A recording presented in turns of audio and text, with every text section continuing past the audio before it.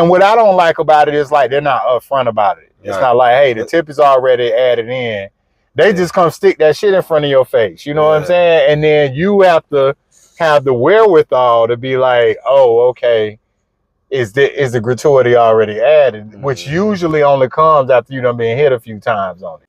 You are now listening to the thoughts and sounds of IC the God King. This is the IC Experience. Yeah, that's true. Because I think that gratuity thing might just be a black thing. Have you been to a white establishment and they already had the gratuity? I haven't really been. It's not something that like I really like pay a lot of attention to or whatever. But the times I've seen it has been. It's to me, right? To me, it seems rampant at the black restaurants. Right. You know what I'm saying? It's like. And what I don't like about it is like they're not upfront about it. It's not like, hey, the tip is already added in. They just come stick that shit in front of your face. You know what I'm saying? And then you have to have the wherewithal to be like, oh, okay, is the gratuity already added? Which usually only comes after you done been hit a few times on it. Right. You know what I mean? So yeah, you're right. Because until you brought it to my attention, I had just been adding an extra thing on there just in general, and it's like, damn, they done came up, you know. So yeah, I think yeah, if they talked about it, it's like you said, it's squeezing on both sides, because you got a mass population of people who don't know how to properly tip, and then you got the other side of the people that not going to give you exceptional service because they already know you ain't finna tip good. So it's like you could be that one off to be like, no, I got you. Right. But I feel like a lot of people would do that too. It just, if we go into like a, what's this shit called? MCK. If we go to MCK, I kind of would expect it there. But now they expect to what? The the gratuity thing to be in there. But if I'm going somewhere to get some wings and hookah, come on, dog, like.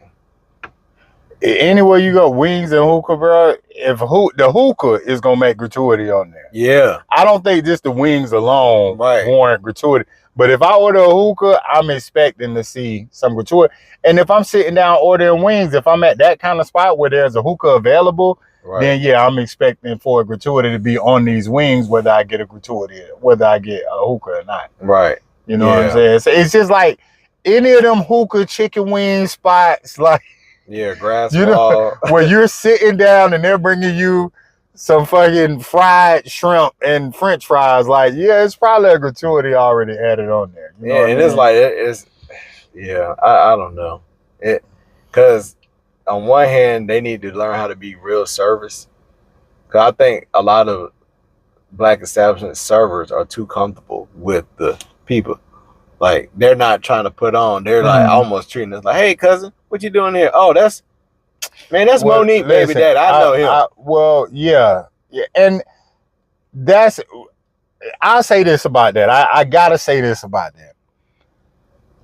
The black restaurants that I have been to that do have good service, their service is impeccable. It's exceptional. It's above average, clearly above and beyond. Give me one that stands out. At the very top, I gotta put Morning Bird. Morning Bird is a brunch spot here. It's black owned, as far as I know, and the decor impeccable. The way they're dressed, they got on button-up shirts, vest. You know, they're speaking to you about the menu. You know, giving you insight. You know what I mean? Right. Like, they might throw in a little humor in there. Yeah. You know what I mean? Like, they are engaging you. It's not just like, oh, I'm just here to take your order. No, it's like, no, we prepare to do this at a high level. Yeah. Okay, that's good. I'm gonna have to go check that place out. Yeah. I feel like you told me about them before. Where are they in Buckhead? I don't think they're in Buckhead, but I forget where, but you just, I'll just look it put up, it, Morning Bird Atlanta. It'll pop right up for you. Okay, I'm check that one out. Yeah, it's fine. But yeah, and see what I kind of wanted to say about the tip. I kind of grasp that idea, right? Mm-hmm. Is it's like these big tips come when you start getting money. Like, are you always tipping like this? You know what I'm saying? Mm-hmm. Or is it just the money wave tip? You know, because it's like it makes sense if, okay, I just got money, I'm feeling good, I want to go to nice places, I want to, show my homeboy what I'm working with and shit. So this what I'm on. Right. So it ain't about the service. It might never have been about the service. Right. It's like, regardless of what we got going on, this how I roll. This what I'm gonna do. Yeah. You know what I'm saying? Now maybe a year or two ago, you weren't tipping nobody. Right. You trying to avoid situations where, In this guy's defense, he's been doing it. But in general, I haven't seen people tip like that. Right. I could probably count on. Okay, so he's always been a big tipper. Yeah. Okay. It might not have been $100, but it's going to be more than what that normal person would do. Right. You know what I'm saying? Right. So, but I don't really meet that many people that be tipping like that neither. Right. Right.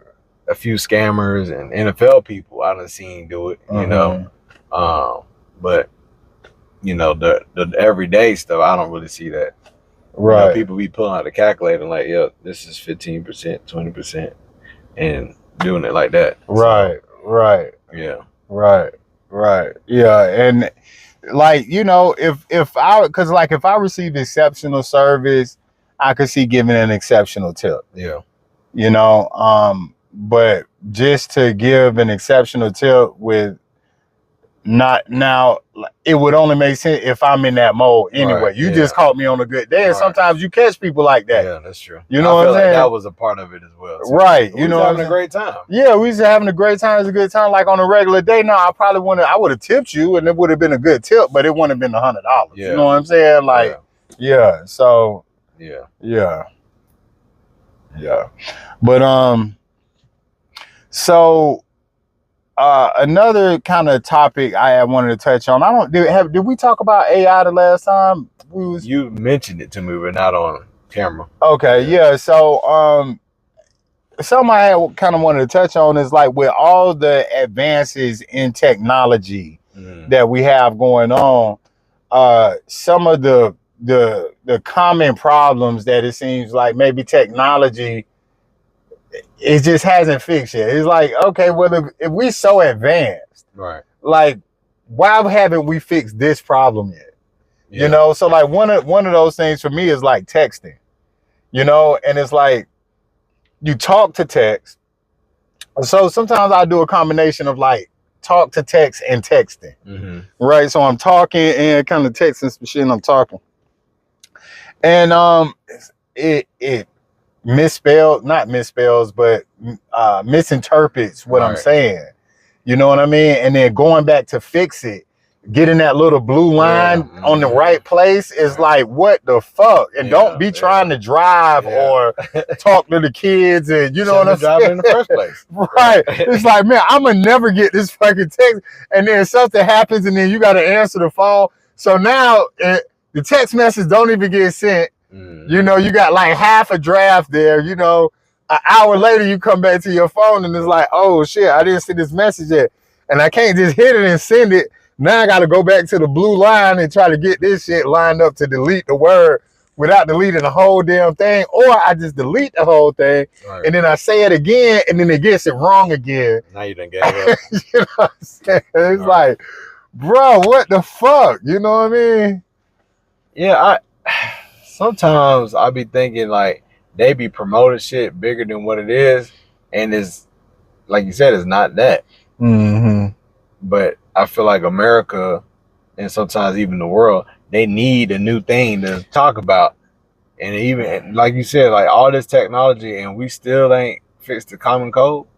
Right. We still ain't got tires that that don't go flat, that could get a nail in it, and fucking send you off the side of the freeway. Yeah, you know, it's almost like people just be in a trance with, like you told me, people are in love with the idea of things, and so they just entranced by the idea of it. But it's like, man, my AC still ain't cooling right. Right.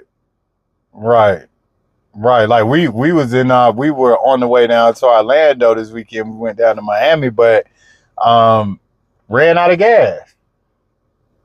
You know what I mean? Ran out of, which it's like, yeah, that's our fault, but it's not. The car wasn't going crazy before. It wasn't like, did it give you an alert or nothing? I don't remember like hearing no kind of like alarm or nothing. You know what I'm saying? Like, no, it didn't really. You know, like the light was on. Right. And she saw it and knew that, but it wasn't like going crazy. Like, bro, you're on the highway with no fucking gas. And it's a gas station. Like, the car should be able to make all of them calculations. The Tesla tells you, will route itself based on where charging stations are. Did it have the thing that say how much fuel you got before you run out of gas? How many miles you got? No. Okay. No, definitely. That'll do it. Right. That'll do it. Right. And then it just had the meter. If it did have it, it was in the settings some kind of way, and it wasn't really easy to. But I was all in the settings. I couldn't find where it said, you know, how many miles of gas you got left. You know what I mean? So you was on a turnpike, Yeah. Right when we got into the swamp area, and the exit that we got off on said no southbound exit. No southbound reentry. So that means we got to get on, we got to drive something to get back on the highway from there. But, you know, and then she's trying to drive it. I'm like, first thing, I'm glad we stopped on this, because like, this is a good man-woman conversation right here. Like, the difference between us and the role that us as men have to take on. You know what I'm saying? And the women, they don't just give it to us. We have to fight for it. You know what I'm saying? Probably like they feel like they got to fight for a lot of shit to get from us, right? But so the car's running out of gas. So I'm like, okay, get off on the next exit. Okay, I get off on the next exit. But there's no southbound reentry. Oh, okay. Well, I'll try to make it to the next exit. No, get off. First off, we need to get off of the highway if we can. That's the first priority, is getting out of the way. Right. So she's like, no, I think I can make it to the next exit. I'm like, no, here's E. Here's full. Here's the needle. You know what I'm saying? There go the needle, man. Like, I'm doing game size, man.